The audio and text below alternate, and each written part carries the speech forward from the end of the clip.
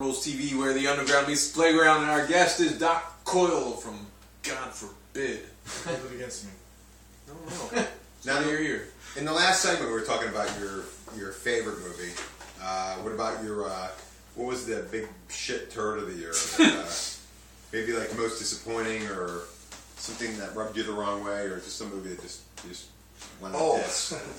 I had something I wanted to diss. All right. Yes. It was a movie by a pretty a filmmaker that's gotten a lot of hype lately. He's got Lars von Trier. His movie called Melancholia.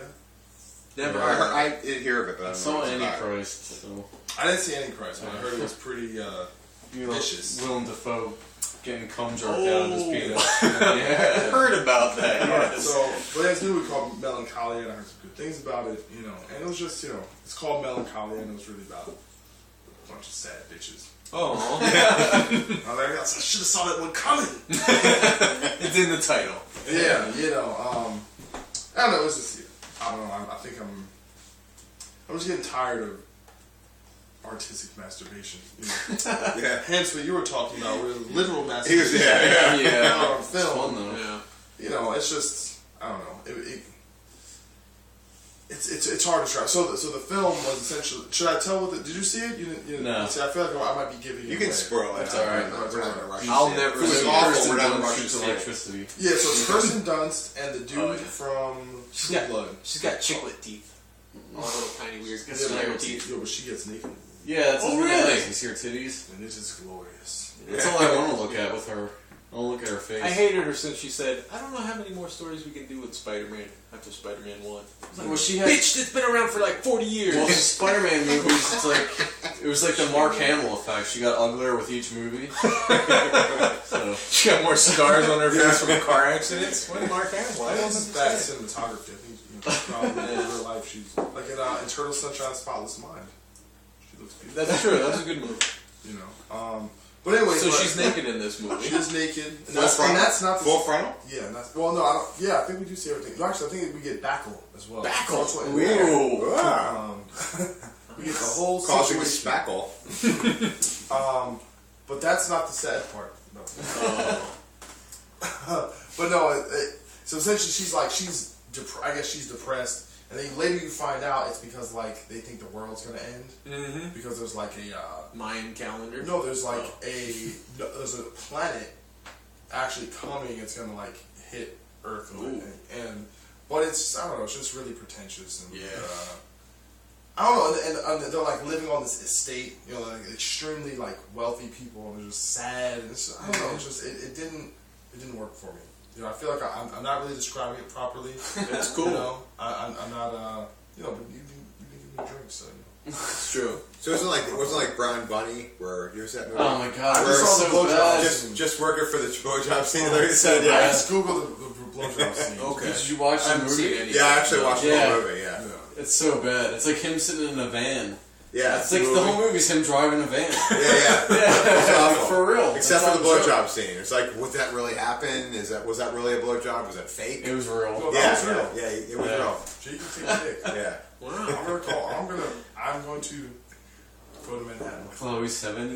Yeah. She's a dirty hoe. No, she's an artist. Yeah. Oh, She's a dirty hoe artist.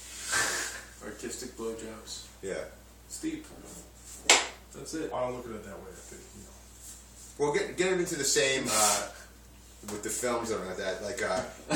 You're an artist, music, and you write music, and you're into films. Did you ever consider writing a movie? Well, Dallas. He used to be in the band. Your brother? Yeah, my brother. Yeah. He's been writing screenplays for years. Oh, really? And I was actually reading one of his screenplays he was working on last night. He's always been trying to get me into that side of things, and I've been pretty good at kind of writing treatments and stuff, but I never delved into the actual screenwriting part because I always was kind of daunted by writing dialogue. Sure.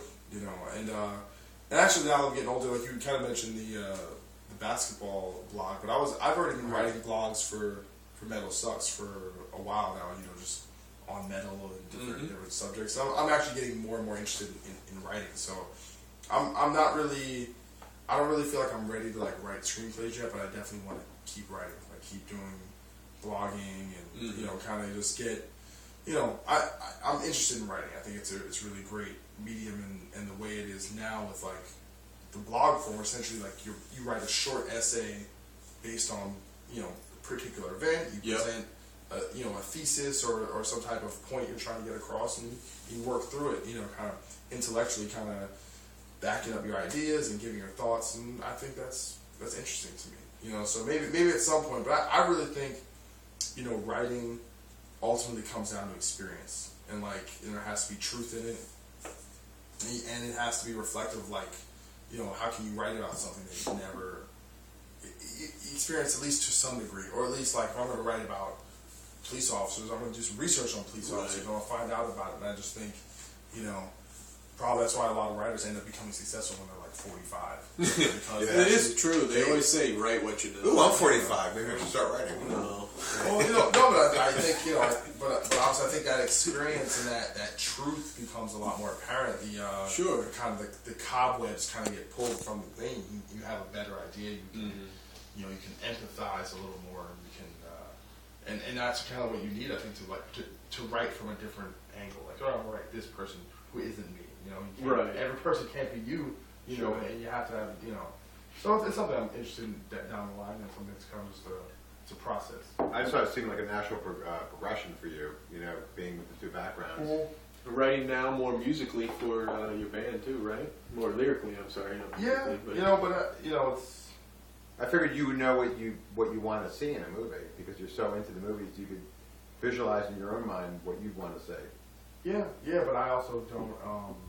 I don't diminish what it really takes. I think like I actually read this article by this screenwriter, and he was talking about how the title of the article was "I will not read your fucking screenplay." Nice. Basically, it's because like friends of friends would be like, "Hey, bro, I just wrote the screenplay. Yeah. Can you Everybody's read it? got Give one, me some notes." And he would be nice, and he would do it. He would take like time out of his life to like do this stuff. And at the end of the day, they really didn't really want the notes. They just wanted to be kind of like be told that they were great already. Yeah. And then I think I read that article. Yeah. It was really fascinating. He basically said that everyone wants to be a screenwriter because they think it's easy. Because they think you don't need any training. You don't need. You just go in, you make a great screenplay, you get $100,000, and all of a sudden you're in because everyone hears the Good Will Hunting story, the Quentin Tarantino story, or the guy that did Boondock Saints. You guys heard that story? Troy Duffy? Yeah. Have you seen that documentary? Yes. He's a huge douchebag. He's the biggest evil I've ever seen. Yeah. Before he even made the movie. Yeah. I saw the movie. The movie was good. The movie was not that I good. liked it. I think it was maybe one of the scariest things I've ever seen is Willem Dafoe in drag. That's frightening. Yeah, that's not surprising, but Not surprising, but it was frightening. It was not that good of a movie. I didn't like it. What Brian saw him doing earlier was way worse than seeing him in drag, wasn't it? Yeah. Well, my thing with Boondock Saints is it was like I didn't really know about it until it became like a cult thing. I was the same way. I saw it. And I was like, "Oh, is that like straight to DVD movie?" Right. And I was, "Oh, Boondock Saints." I went and I saw it, and I was like, "Well, how come that dude can't do an Irish accent? That don't sound. That sounds weird." Yeah. And they just shot all where the police at. Yeah. I don't understand. I felt I'd seen it too. Like after everybody else had built it up, and I thought. It feels very 90s, mid-90s-ish. Like Tarantino ripoff. I saw it before. I saw it before the hype, and I found it entertaining. I don't think it was like the best movie I ever saw, but it was, it kept my interest anyways for the movie. I don't believe That's you. great. Well, speaking of, you're talking about movies and story and everything. Constitution of Treason? Mm-hmm. That had a story to it. Was that a story? Is that a movie? What's that? It's an album. That's his album. What's that? We're talking about movies. Yeah, but I'm saying there's a story to it. It's a concept album. Yeah. Well, the story. All right, so I wrote a story to the lyrics. After essentially we put the album in order. He's testing us. No, this is true. He's letting you know that he knows there's a little more. Getting back to what he does. Oh, yeah. Why he's here. He's like, You can't turn it around like that. That's right. You gotta give us some kind of warning when we're drinking. Yeah. So, no, but there was these themes, and then we were putting the album in order, and I kind of, I was like, oh man, this song's kind of about this song's kind of about that. So then I wrote a story, accompanying story, in 3 different parts to the album. You know, I don't know, just I was inspired, and you know, it makes kind of sense, and it was cool, and it gave it this. You know, this is like post Bush re-election. You know, we thought it was like after, you know, Dimebag had died. Yeah. It was just everything was shitty. You know. I might. No, I'm not. But I have something that relates to that. Do you feel that like conservative presidencies bring out the best in artists? Because I kind of feel like it does. Because liberal artists are pissed. The 80s, a lot of great music came out of it. Right. And during the Bush administration, people were pissed off. Yeah. But also, you know, during, you know, Clinton, there was some great music too. Yeah, I'm not saying there's Actually, that's not true. Actually, all the good shit. If Clinton, that's what, like, when, like, all the fucking, like, Backstreet Boys and all that shit. Yeah, that's a good point. It's true. It's true. Because all the good shit was the early 90s. That was like the, you know, that was Bush, the first Bush. Melvins. You might see. I think conservative presidencies bring out the best in artists. Well, I think because they're angry. Well, actually, I've thought about this for years. You know, politics are fascinating. Actually, I don't say it used to fascinate me. It still fascinates me. I just kind of, I don't say I figured it out, but it doesn't. It's not as, you know, exciting to me as it was, because it's. Everyone takes a side. Sure. Right. You have your mind up. You have your mind made up. It's not interesting. It's boring to me when I already know what you're going to say when you're going to say. Yeah. But you know, I think that part of the reason why a lot of creatives end up being liberal is that I think when you live a life and your life is all, and you actually make a living and do things that are all about creating stuff, you see the world in a different way. Sure. You're like, no, baby, I create. I do not create. I do not destroy. You have to destroy it. So it is so far removed from how so many people have to live. Sure. What you have to do, you know, if you're, you know, if you're just a regular working class dude, you're like, yeah, listen, I go here, I'm a plumber, I'm a landscaper, whatever. I'm not worried about that shit. I gotta get up, I gotta do this, but that the artistic life lends itself to that type of thinking, and that's why, you know, a lot of Hollywood and musicians tend to kind of sit on that side of the fence. But my brother out there was like, yeah, man, you know, Bush is in office, record sales, you know, metal bands are selling records. Right. People are angry, you know. You know, but I think, you know, it also, anytime one political party's in the office, is going to galvanize the other side. Sure. You know, and that tends to, you know, it has a kind of seesaw yin and yang effect, you know. So yeah, I agree. I think they're all liars and thieves. That's it. That's all I got. That's right. 2 words: liars, thieves. Liars Done. and thieves, all of them. No one needs to talk about it. That's right. So I guess the last and the most important question is, are you honored to appear on Metal Rules TV, and why? I'm thinking about this. Am I honored? Well, they have honored me with drink, food, you know, solid company of merry men. No, it's always like me. I always appreciate, you know, anyone wants to sit down and talk, and you know, it's this stuff that we do. You know, it's we do it for the sake of doing it, but at the end of the day, if someone appreciates it and they want to bring in and help expose it, it's always, you know, just trying to appreciate it. It's cool, you know. So Good answer. Yes. Solid answer. So, new album coming up March 26th. Listening party on the 16th at Duff's in Brooklyn, New York. Brooklyn, New York. Will you be doing double time as a bartender that night, or are you off that night? I don't know. I probably can work, but I think I don't want to work. Or I might just listening party for a little bit. Like, listen, motherfuckers, I'm gonna get some money. I'm gonna get behind this bar. Yeah, but I don't know. So you guys, you can keep up Facebook and all that stuff. If people want to check out when your tour dates are going on, just Google Graph a bit. And, you know, you're about to go out with Overkill. Going out with Overkill. We're actually playing Philly. First day of the tour. We'll come. Nice. Jersey. Me and Brian are going for sure. I think Josh will join us. I'm going. Okay. We'll all be there. April 20th. Yeah. Hitler's birthday. What? Why would you know that? That's a good reason to celebrate. Never heard of him. Jeez.